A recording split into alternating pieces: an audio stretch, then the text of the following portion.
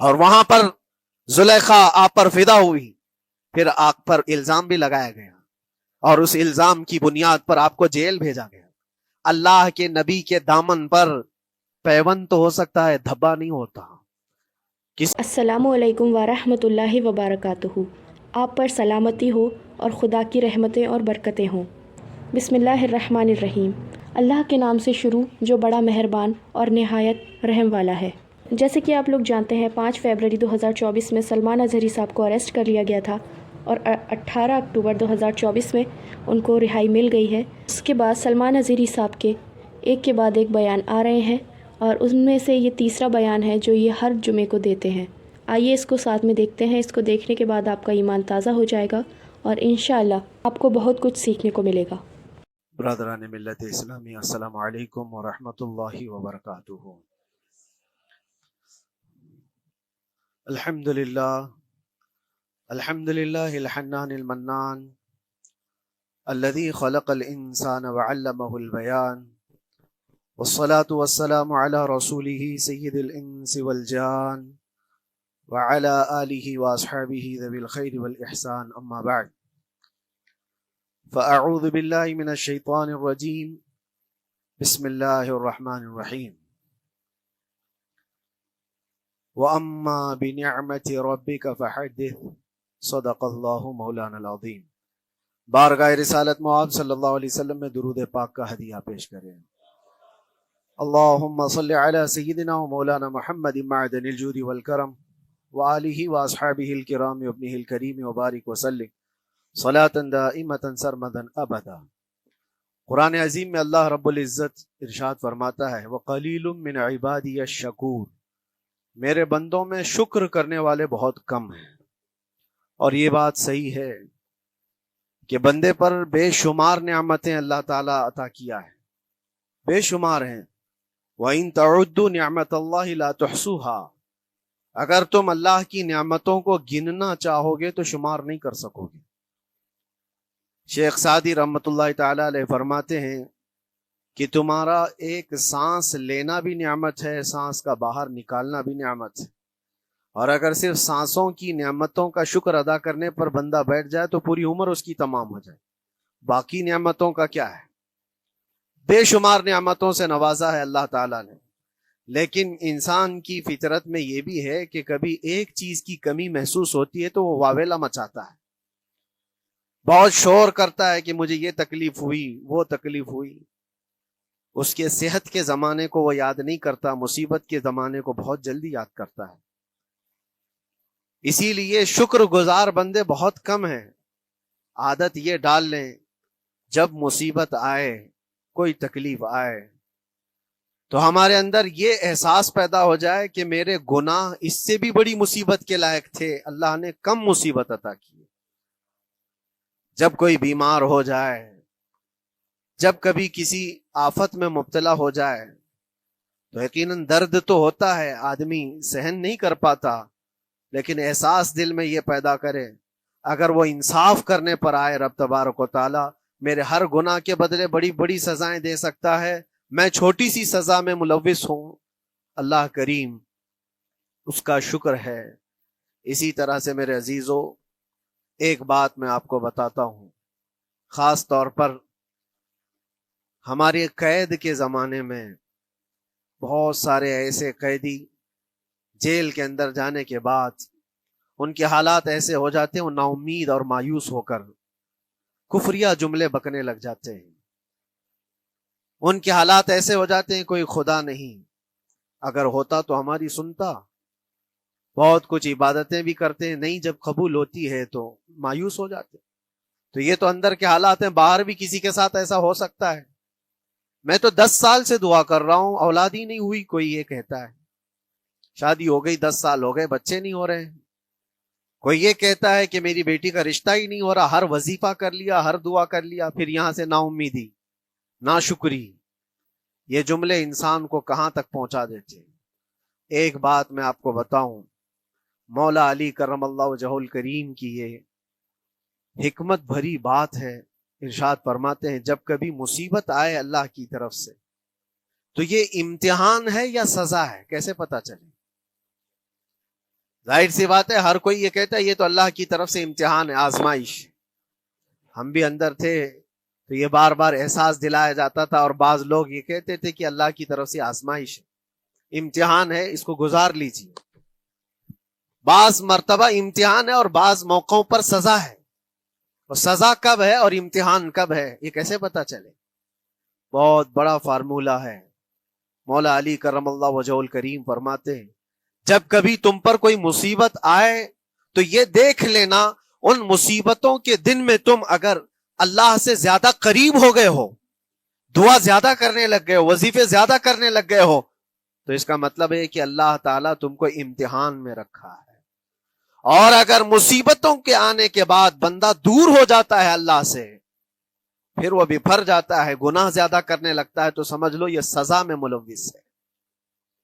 اب سب کی زندگی میں یہ مصیبتیں جب آتی ہیں تو خود اپنے آپ کو ریئلائز کرے، احساس کر کے دیکھے کہ مصیبت آئی ہے تو میرے ہاتھ میں تسبیح آ گئی یا پھر گالی گلوچ، مصیبت یا آفت آئی ہے میرے گھر پر تو میں عبادت اور نماز کی طرف زیادہ جا رہا ہوں یا پھر عیش و عشرت کی طرف زیادہ جا رہا ہوں، تو تمہیں خود پتا چل جائے گا کہ تم اللہ کی طرف سے امتحان میں ہو یا پھر سزا میں ہو۔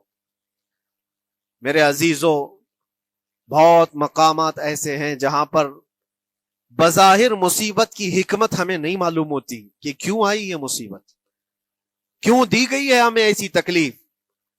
اسی کا نام تقدیر ہے کہ اللہ تعالیٰ کے لکھے ہوئے پر راضی رہنا یہ مومن کی شان ہے۔ مومن کو ہمہ وقت اللہ تبارک و تعالیٰ کی طرف سے لکھی ہوئی اس تقدیر پر راضی رہنا ہے۔ آپ کو میں ایک بات بتا دوں، حضرت ابو جندل ایک صحابی ہیں، مکہ مکرمہ میں ایمان لائے۔ رسول پاک صلی اللہ تعالی علیہ وسلم جب ابھی مکہ میں تھے، اس وقت غریب صحابہ کو کفار مکہ، مشرکین مکہ کس طرح سے پکڑ کر مارتے تھے، کیسے کیسی سزائیں دیا کرتے تھے۔ اسی اسنا میں اللہ کے نبی صلی اللہ علیہ وسلم ہجرت کر کے مدینے تشریف لے گئے، لیکن جو ابو جندل تھے یہ قید میں تھے، قید میں تھے، ان کا باپ خود ان کو قید میں رکھا ہوا تھا، اور ایسی قید کہ زنجیریں بندھی ہوئی رہتی تھی، مسلسل کئی سال گزر گئے۔ حضور پاک صلی اللہ تعالی علیہ وسلم کی ہجرت کے 6 سال گزر جانے کے بعد 7واں سال تھا جب آپ کو بتاؤں حدیبیہ کا وہ منظر پیش آیا جس کو صلح حدیبیہ کہا جاتا ہے۔ تقریباً 1400 صحابہ کے ساتھ رسول کریم صلی اللہ تعالی علیہ وسلم عمرہ کرنے کے لیے آئے، لیکن اس وقت مکہ کے کفار و مشرکین مکہ سے تقریباً 35 کلومیٹر باہر دور آپ کا راستہ روک لیا، کہا ہم آپ کو عمرہ کرنے نہیں دیں گے، آپ کے اصحاب کو، آپ کے صحابہ کو ہم مکہ میں انٹر ہونے نہیں دیں گے۔ جنگ جیسی نوبت آ گئی تھی، لیکن حضور پاک صلی اللہ تعالی علیہ وسلم اور صحابہ احرام پہن کر کے عمرہ کرنے کے لیے آئے، تو پھر درمیانی راستہ یہ اختیار کیا گیا۔ حضور پاک صلی اللہ علیہ وسلم نے فرمایا کہ ہم صلح کر لیتے ہیں، کچھ ایگریمنٹ ہو جائے ہمارے اور تمہارے درمیان، جنگ نہیں کریں گے، آج سے جنگ بندی ہو جائے۔ تو کفار مکہ اس بات پر راضی ہوئے، اور اس کے بعد صلح، جس کو کہتے ہیں صلح حدیبیہ، یہ بہت مشہور ہے۔ صلح حدیبیہ ہوئی، اس میں سارے پوائنٹس جو لکھے گئے تھے ایگریمنٹ کے اندر وہ سب مکہ والوں کی حمایت میں زیادہ تھے، دبا کر کے انہوں نے صلح کی تھی اس طرح سے ان کے الزام کے مطابق، یعنی اگر کوئی مکہ سے بھاگ کر مدینے جائے تو انہوں نے ایگریمنٹ میں لکھایا تھا کہ آپ کو وہ شخص ہمیں واپس کرنا پڑے گا، اور اگر مدینے سے کوئی بھاگ کر ہمارے پاس آئے تو ہم اس کو اپنے پاس رکھیں گے، ہم باہر واپس نہیں بھیجیں گے۔ تمہارا کوئی آدمی ہمارے پاس آ گیا بھاگ کر کے، یا ہمارا ہی وہاں رہنے والا کوئی آدمی آ گیا آپ کی امان سے نکل کر کے، تو ہم اس کو اپنے پاس رکھیں گے۔ ایسی بہت ساری شرطیں تھیں، میں کیوں کہہ رہا ہوں یہ بات سن لیجیے۔ یہ صلح حدیبیہ ہو گئی، ایگریمنٹ ابھی لکھا جانا تھا۔ وہ ابو جندل صحابی جو کئی سالوں سے مکہ میں قید میں تھے، زنجیریں توڑ کر کے وہ باہر نکل آئے، اور جب ان کو یہ خبر ملی کہ مکہ سے 35 کلومیٹر دور اللہ کے نبی صلی اللہ تعالی علیہ وسلم اپنے صحابہ کے ساتھ پڑاؤ ڈالے ہوئے ہیں اور تشریف لانے والے ہیں، کسی طرح بچ بچاتے ہوئے وہ وہاں پہنچ گئے حدیبیہ کے مقام پر۔ جیسے ہی وہ پہنچے صحابہ میں ایک شور ہو گیا، صحابہ جانتے تھے کہ کتنے سالوں سے ابو جندل قید میں ہے، طرح طرح کی اذیتیں اٹھاتا ہے، بہت مصیبتیں اٹھائی ہیں ابو جندل نے۔ دیکھا ان کے جسم پر پورے زخموں کے نشان تھے، ہاتھوں اور پیروں میں زنجیریں لٹکی ہوئی تھیں۔ وہ اسی حالت میں صحابہ کے پاس آ گئے، صحابہ سب نے سینے سے سینہ لگایا، استقبال کیا، ابو جندل تم آ گئے ہمارے پاس، آ گئے۔ اب بات سنو، بڑی حیرت کی ہے، ایگریمنٹ لکھا جا رہا تھا اور ابو جندل مکہ سے فرار ہو کر کے آئے تھے۔ ابو جندل کا جو باپ ہے اور دوسرے جو رئیس مکہ کے تھے، قریش کے سردار، سبوں نے ہاتھ روک لیا اور کہا ہمارا ایک آدمی بھاگ کر آپ کے پاس آیا ہے، ایگریمنٹ کے مطابق اس کو آپ ہمیں واپس کرنا ہوگا، واپس لوٹانا ہوگا۔ مکہ میں رہنے والا شخص آپ کے پاس آیا ہے، وہ ہمارا قیدی ہے۔ حضور پاک صلی اللہ تعالی علیہ وسلم نے فرمایا ابھی تو لکھا نہیں گیا، اس سے پہلے وہ آیا ہے، چھوڑ دو اس کو، اس کے بعد جو بھی ہوگا اس پر عمل کریں گے۔ مکہ والوں نے کہا نہیں، ہم نہیں مانتے اس چیز کو۔ حضور پاک صلی اللہ تعالی علیہ وسلم نے یہاں تک فرمایا اس ایک شخص کو میری ضمانت میں دے دو، باقی تمہاری ساری شرطیں منظور کر لی جائیں گی۔ وہ رحمت للعالمین، نبی اکرم صلی اللہ تعالی علیہ وسلم اپنے غلاموں پر رحم کیسے نہ کریں۔ جب ان حالات میں دیکھا ابو جندل کو تو صحابہ بھی حضور کے پاس آئے اور کہا یا رسول اللہ صلی اللہ علیہ وسلم صلح کیوں کر رہے ہیں ان کے ساتھ، جنگ کریں گے ہم ان کو، ہم نے بدر میں، احد میں، خندق میں ان کے ساتھ جو مقابلے کی ہمیں تجربہ ہے، ہم ان کے پرخچے اڑا دیں گے، آپ اجازت دیں ہم جنگ کریں گے۔ اللہ کے نبی فرماتے ہیں میں جو دیکھ رہا ہوں وہ تم نہیں دیکھ رہے ہو، اللہ کا حکم نہیں ہے جنگ کرنے کا، صلح ہے۔ صلح ہو گئی، لکھا جا رہا تھا، اور یہ ابو جندل آئے۔ اب جب حضور پاک صلی اللہ تعالی علیہ وسلم نے فرمایا ٹھیک ہے، ایگریمنٹ کے مطابق ابو جندل کو مکہ واپس بھیجنا پڑے گا، اتنا فرمایا تھا حضور نے، ابو جندل دھاڑے مار مار کر رونے لگے اور صحابہ کو جا کر کے اپنے زخم دکھانے لگے کہ دیکھو مجھے واپس بھیجا جا رہا ہے، مجھے واپس بھیجا جا رہا ہے۔ تو صحابہ کے اندر بھی جوش تھا، اپنا آدمی جب کوئی اتنا مظلوم ہو، اتنا مار کھایا ہو، اور پھر واپس انہی ظالموں کے سامنے اس کو بھیجا جانا ہو تو کیا کیفیت ہوگی۔ تو وہ ابو جندل سارے صحابہ کے بیچ میں چھپ چھپاتے ہوئے رو رہے تھے۔ اللہ کے نبی صلی اللہ علیہ وسلم تشریف لائے اور فرمایا ابو جندل میں کہہ رہا ہوں واپس چلے جاؤ، واپس جاؤ، مکہ جاؤ۔ تو انہوں نے کہا یا رسول اللہ صلی اللہ علیہ وسلم ان زخموں کے ساتھ واپس جاؤں؟ اللہ کے نبی صلی اللہ علیہ وسلم نے فرمایا ہاں ابو جندل، اللہ کی مرضی یہی ہے، اور اللہ کا نبی وہی کہتا ہے جو اللہ کی مرضی ہوتی ہے۔ یہ میں کہہ رہا ہوں بظاہر تکلیفوں کی حکمت ہمیں معلوم نہیں ہوتی، لیکن ہمیں عمل کرنا چاہیے۔ نبی پاک صلی اللہ تعالی علیہ وسلم کا جب حکم ہوا، ابو جندل انہی زنجیروں کے ساتھ ان کے باپ کے حوالے کر دیے گئے، وہ گھسیٹتے ہوئے لے جا رہا تھا، گھسیٹتے ہوئے واپس انہی قیدیوں کی طرح لے جا رہا تھا۔ سب کی آنکھوں میں آنسو تھے، لیکن حکمت الہی کیا ہے یہ کون جانتا ہے۔ بظاہر اللہ تبارک و تعالیٰ کی طرف سے یہ دی ہوئی آزمائشیں، یہ تکلیفیں، اس کی حکمت وہ بہتر جانتا ہے۔ جب ابو جندل کو واپس کیا گیا، ایک سوال اٹھتا ہے میرے عزیزو، یہ میں قید کی حالت میں رہ کر کے ایک شخص نے مجھ سے سوال کیا تھا، آپ تو اللہ کے نبی صلی اللہ تعالی علیہ وسلم کی ناموس کی بات کرتے ہو، حضور کی محبت کی بات کرتے ہو، ان کے عشق کی بات کرتے ہو، اور یہ بھی کہتے ہو کہ نبی پاک صلی اللہ تعالی علیہ وسلم دستگیری کرتے ہیں، اپنے غلاموں کی مدد کرتے ہیں، تو اتنے دنوں سے کیا آپ نے حضور کو نہیں پکارا؟ کیا رسول پاک صلی اللہ تعالی علیہ وسلم سے محبت اور عشق کی بات کے بعد آپ نے بھیک نہیں مانگی؟ اس وقت یہ واقعہ یاد آیا، میں تو ابو جندل کے پاؤں کے ناخن کی مٹی کے برابر بھی نہیں۔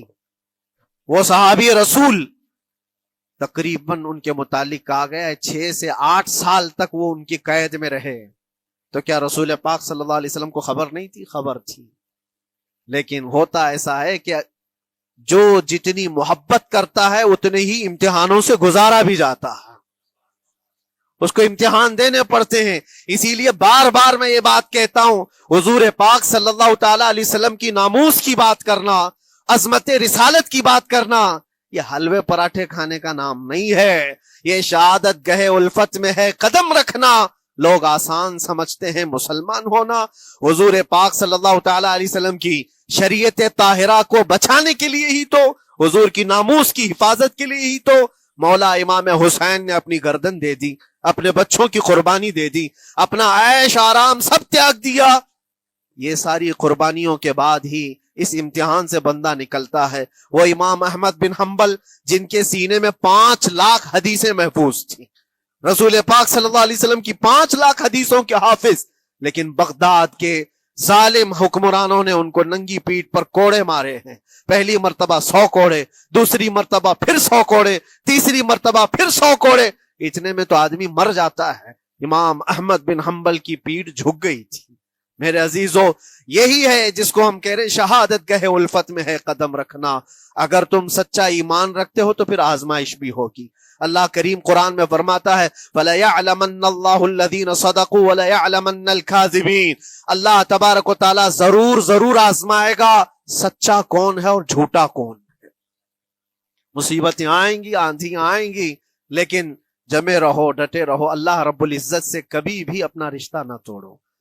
اور جو تمہارے اندر ایمان ہے، توکل اور یقین ہے، ذرا برابر بھی فرق آنے نہ پائے. آج نہیں قبول ہوئی کل ہوگی، کل نہیں قبول ہوئی پرسوں ہوگی، کبھی نہ کبھی تو دعا قبول ہوگی. دنیا داروں کے دروازے کھٹکھٹاتے ہیں تو ایک نہ ایک دن دروازہ کھلتا ہے. وہ ارحم الراحمین ہے، وہ ارحم الراحمین ہے، دروازے کھولتا ہے، لیکن وہ بہتر جانتا ہے کس وقت دروازہ کھلنا چاہیے. ہم اپنی مرضی کے مطابق رب کو نہیں چلا سکتے. مولا تعالیٰ جیسا چاہے ہمیں ویسا چلنا چاہیے.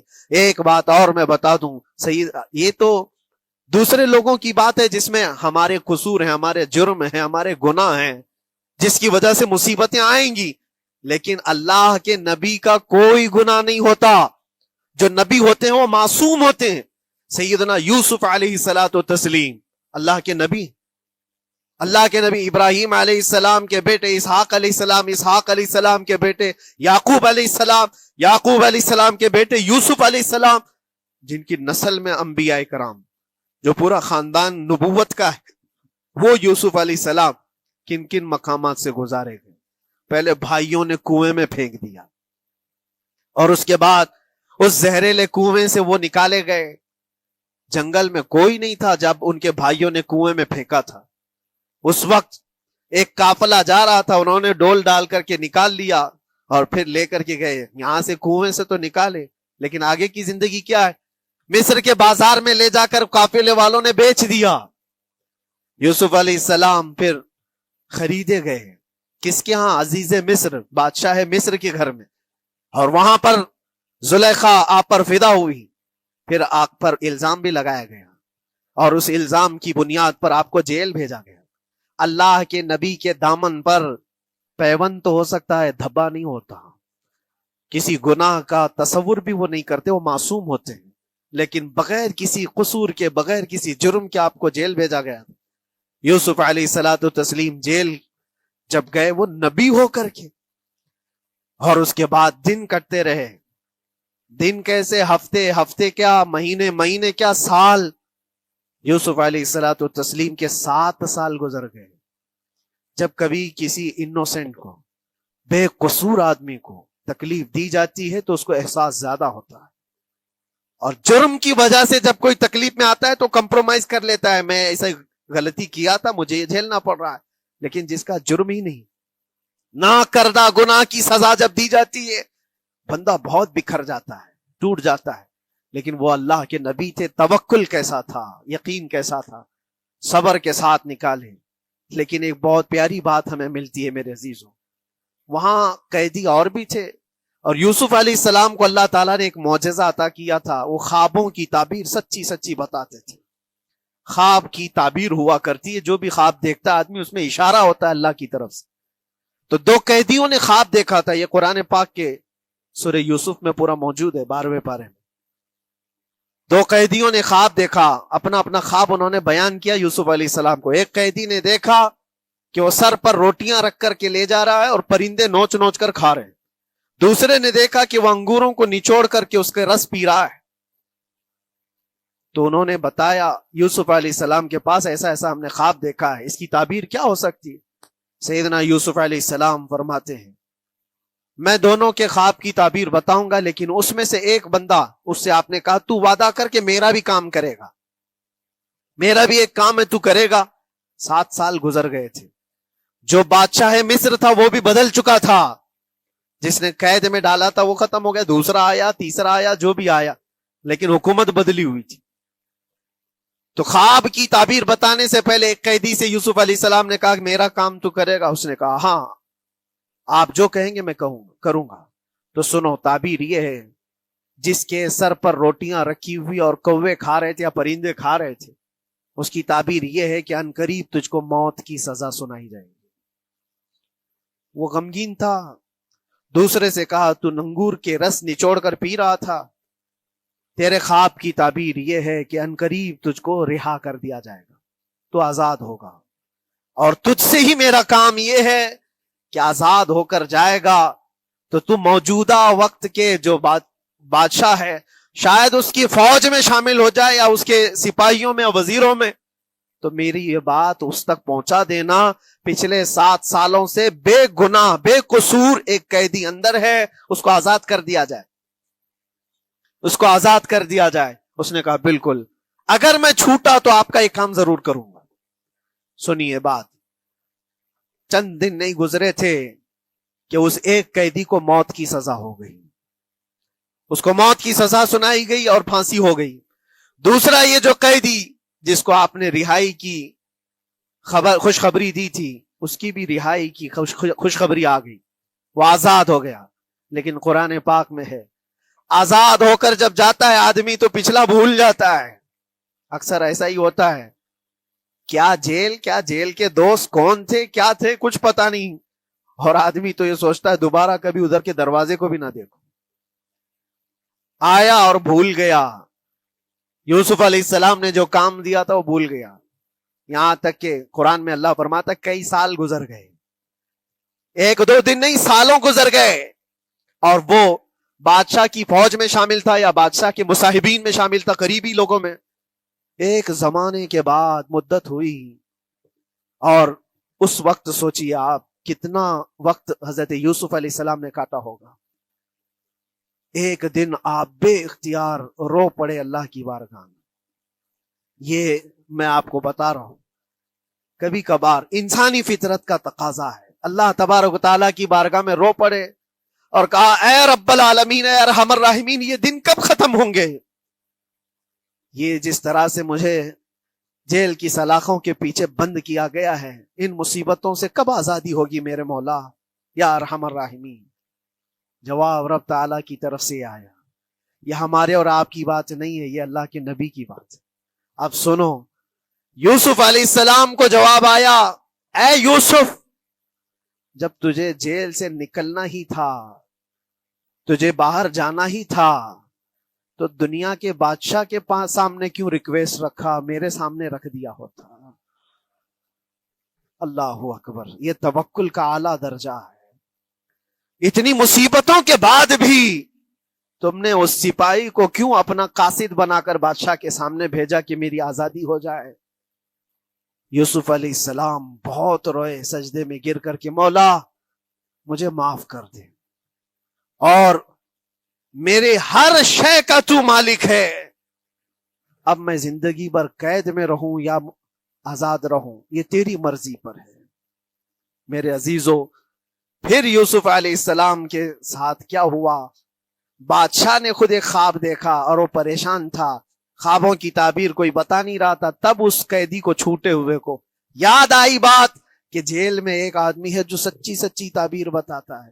پھر اس نے بادشاہ سے کہا ایک قیدی بہت شریف اور صالح ہے، وہ سچی تعبیر بتائے گا، آپ کہے تو میں اس کو لے آؤں، اور اس نے مجھے یہ کہا بھی تھا کہ اس کو آزاد کرنا ہے، آپ کے پاس ریکویسٹ رکھنی ہے کہ وہ بے قصور قید میں ہے۔ بادشاہ نے معلومات حاصل کی اور اس کے بعد پروانہ دے دیا کہ اس قیدی کو آزاد کیا جائے جس کو بے قصور رکھا گیا ہے، اور میرے خواب کی تعبیر بتائی جائے۔ یوسف علیہ الصلوۃ والتسلیم کو لوگ آئے لینے کے لیے۔ اب یہاں منظر اور ہے میرے عزیزوں، کہا کہ بادشاہ نے خواب دیکھا، اس کی تعبیر بتائے۔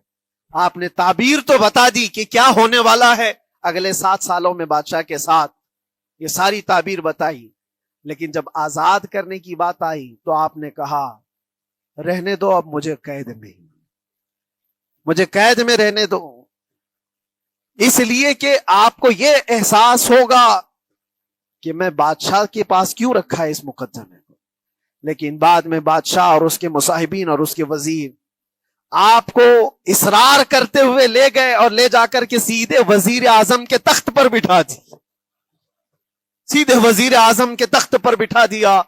پھر رب تبارک و تعالیٰ نے فرمایا اے یوسف، جب تک ہم چاہیں تب اندر رہے گا آدمی، اور جب ہم چاہ لیں باہر تو پھر اپنی مرضی سے کوئی اندر بھی نہیں رہ سکتا۔ حقیقت ہے میرے عزیزو، جب مصیبتوں کے ختم ہونے کا وقت آئے پھر پوری دنیا کھڑی ہو کر کے بھی تم کو مصیبت نہیں دے سکتی، تکلیف نہیں دے سکتی۔ اور رب تبارک و تعالیٰ نے فرمایا وَإِن يَمْسَسْكَ اللَّهُ بِضُرٍّ فَلَا كَاشِفَ لَهُ، اگر تم کو اللہ کی طرف سے کوئی مصیبت آئے تو کوئی اس کو ہٹانے والا نہیں ہے۔ وَإِن يَمْسَسْكَ اللَّهُ بِخَيْرٍ فَلَا رَادَّ لِفَضْلِهِ، اور اگر اللہ تبارک و تعالیٰ کوئی بھلائی کسی بندے کو دے دے تو دنیا کی کوئی طاقت اس کو روک بھی نہیں سکتی۔ آج اگر رب تبارک و تعالیٰ ہم کو کوئی مقام اور مرتبہ دے دے، کوئی عزت اور انعام دے دے، سارے کتے بھونکتے رہیں، اس انعام کو کوئی رد نہیں کر سکتا۔ اللہ تبارک و تعالیٰ کا دیا ہوا فضل اس کو کوئی کاٹ نہیں سکتا، اور اس کی دی ہوئی مصیبت کو کوئی دوسرا ٹال بھی نہیں سکتا۔ اسی لیے آؤ لگے رہو اسی بارگاہ میں اور عرض کرو کہ مولا مجھ سے جو خطائیں ہوئی ہیں اس کو درگزر فرما دے، اور جس طرح کی بھی تو زندگی دیا ہے یہ تیرا شکر ہے مولا، شکر ادا کرنے کی عادت ڈال لو۔ اللہ تبارک و تعالیٰ فرماتا ہے لَإِن شَكَرْتُمْ لَأَزِيدَنَّكُمْ، اگر تم شکر ادا کرو گے تو میں اور زیادہ عطا کروں گا، اور زیادہ عطا کروں گا۔ آج اگر تھوڑی سی مصیبت ہے تو شکر ادا کرو کہ مولا بڑی مصیبت تو نہیں آئی ہے، یہ بھی تیرا کرم ہے، تیرا احسان ہے۔ مصیبت زدہ لوگوں کو دیکھتا ہوں تو پھر میں یہ کہتا ہوں ہاتھ بھی سلامت ہے، پیر بھی سلامت ہے، آنکھ بھی سلامت ہے، زبان بھی سلامت ہے، دماغ بھی چل رہا ہے، کیا یہ شکر کرنے کا موقع نہیں ہے؟ یہ شکر کرنے کا مقام نہیں ہے؟ آؤ ہر دن اللہ کا شکر ادا کرو، شکایتیں کم کرو، اللہ تبارک و تعالیٰ کو یہ زندگی پسند ہے۔ وآخر دعوانا ان الحمدللہ رب العالمین۔ السلام علیکم۔ اگر آپ یہ بیان سنتے سنتے آخر تک آ گئے ہیں تو امید ہے آپ کو یہ پسند آیا ہوگا، اور اسی طرح کے اور بیان سننے کے لیے ہمارے اس چینل کو سبسکرائب کریں، ویڈیو کو لائک کریں اور کمنٹ باکس میں اپنی رائے ضرور دیں۔ ملتے ہیں اگلی ویڈیو میں ایک نئے بیان کے ساتھ، جب تک کے لیے السلام علیکم ورحمۃ اللہ وبرکاتہ۔